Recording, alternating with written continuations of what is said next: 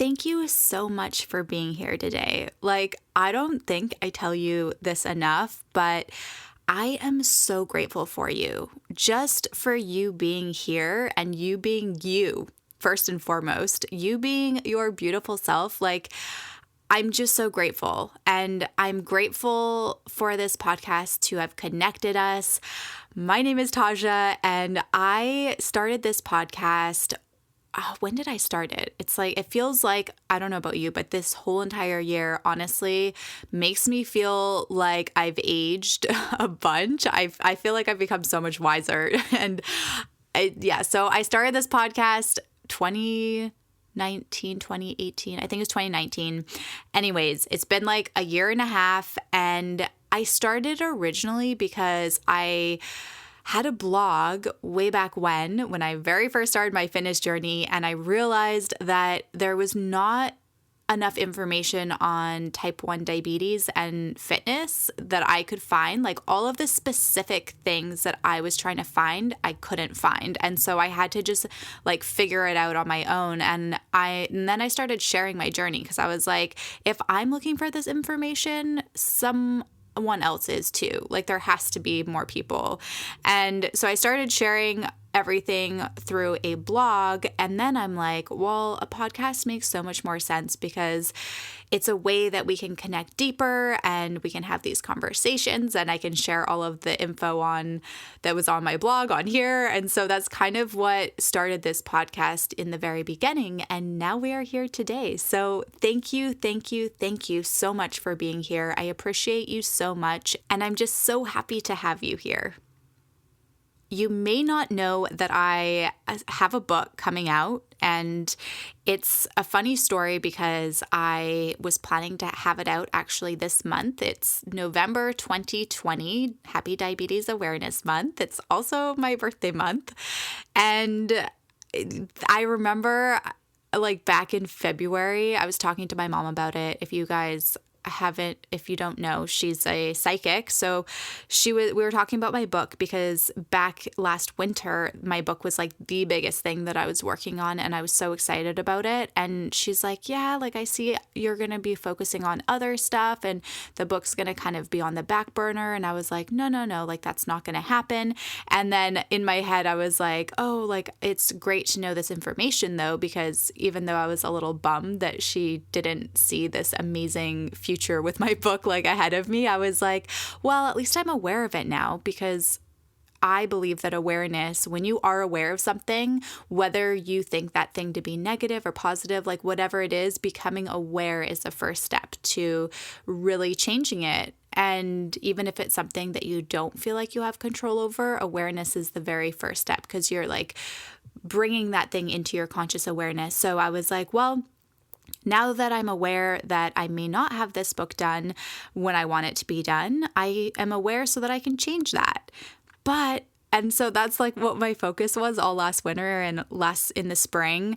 And then my energy turned to other things. So my mom was right. I'm like, this is why I never ask her anything to do with my relationship, because if it's like not good, I don't want to know, because it just puts me in this funk. So anyways, I was thinking about that this morning. I'm like, oh, I got to share that, because my book is obviously not going to be launched this month in November 2020. It's still in the process of going through editing, and then it'll go through like the publishing and all of that kind of stuff. So it's taking a little bit longer than I had hoped, but I am really excited to share this book with you, and it's going to be out in 2021.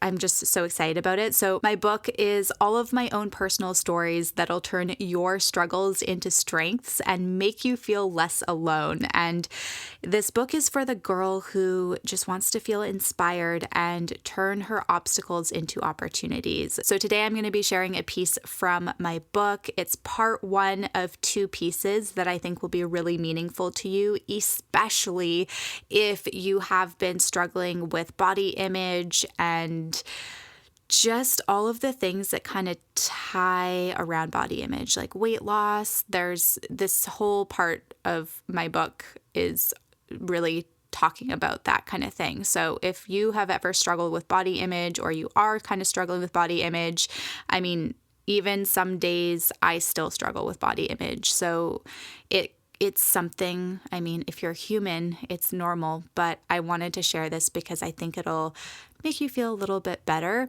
So that is what we're going to be talking about today. And if you do enjoy what you hear, if you just want to know when this book will be available in 2021, you can go to TajaCato.com, and then you can sign up and be one of the first to know when this book is available.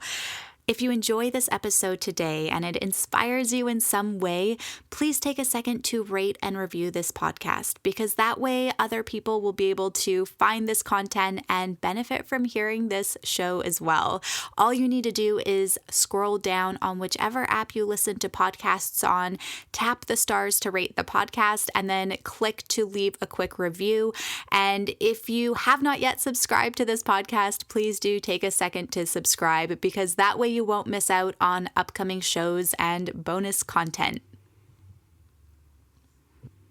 If you want to lose weight, if that is one of your goals for, I mean, we're already in the end of 2020, but even the beginning of 2021, if weight loss is something that means something to you and it would make you feel better and more confident about yourself, you are not alone. And I wanted to share my ebook and audio training, How to Lose Weight with Type 1 Diabetes. It gives you 12 key steps to getting started and successfully achieving and maintaining your weight loss goal with Type 1 diabetes. So to get your free copy of that, yes, it's totally free. Just go to diabeticfitnessworld.com/type1. And just a quick reminder that as a loyal listener of this podcast, you do get 10% off my Shredded Body program using the code More Than Just a Type. So the program teaches you everything that you need to know about losing weight with type 1 diabetes, how much food your body needs, what exercises you should be doing.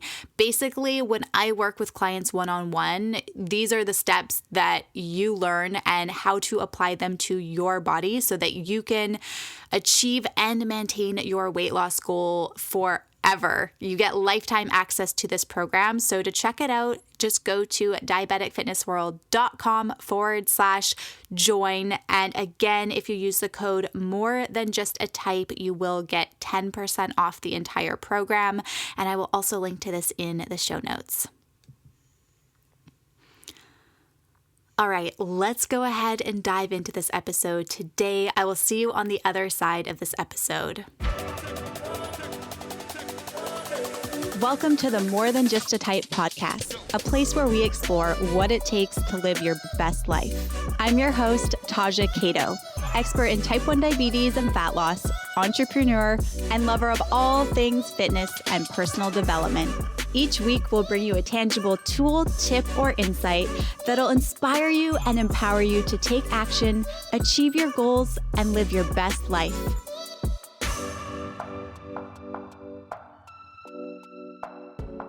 My life or yours? You took my hand, I let go, and you left not knowing I was drowning. From the time I was 16 years old, I experienced eating disorders that took a toll on my body mentally, physically, and emotionally. For a long time, I restricted food and I lost a lot of weight and I looked good, but I wasn't healthy and my body became really deficient in the nutrients that it needed. And slowly my hair started to break off and my metabolism completely slowed down because my body had adapted to eating such small amounts of food. And eventually, when I started eating normal again, I gained all of the weight back plus more. This happened for two reasons. One, I didn't know how many calories my body actually needed in order to lose weight, and I wasn't aware that I even needed to pay attention to my calories in order to lose weight, so I was consuming a lot more than I thought that I was. Two, my metabolism had slowed down from consuming too little food for too long. This was such a horrible time for me because I was so afraid of gaining weight that when I did gain weight, I actually became afraid of food because I had restricted food for so long that it was really hard for me to accept the fact that my body actually needed food. And this spiraled into a different unhealthy habit where I started binge eating and purging. I would binge on food that I craved but didn't allow myself to eat. And then I felt so guilty that I would punish myself for eating it by taking laxatives or going for runs to burn the calories, which later led to serious leg injuries. And then eventually I started to throw up everything that I ate because this made me feel like I had control over my body and control over my weight. My throat got so raw from purging and my blood sugars got so high from throwing up, and most of the time I just felt sick. I had so much shame about the fact that I was doing this to my body that I never talked about it to anyone, which made it even more mentally and physically exhausting. After months of feeling this way and still not looking exactly how I wanted to look, I knew that I had to make a change, and my desire to be fit and healthy and to stop feeling so ashamed and embarrassed of my body and my bad habits outweighed what I was currently doing. This is when I started learning about macros and how many calories my body needed and understanding how the body actually metabolizes food and energy. Tracking my calories and macros gave me a new sense of control. But the only problem is that my metabolism was such a mess from all of my previous bad habits that in order to actually burn fat again, I had to spend the extra time to rebuild my metabolism so that it could become a fat burning machine. It sucked, but I had to go through this uncomfortable time in order to get to where I am today. If I hadn't, I would still be depressed, unhealthy, and struggle with food and my body. Or worse, it would have spiraled into serious health issues, and perhaps I wouldn't even be here to share this story with you. A lot of the time when it comes to making changes to your diet, it can cause the body to weigh more or look puffy, but it doesn't mean that you're gaining body fat.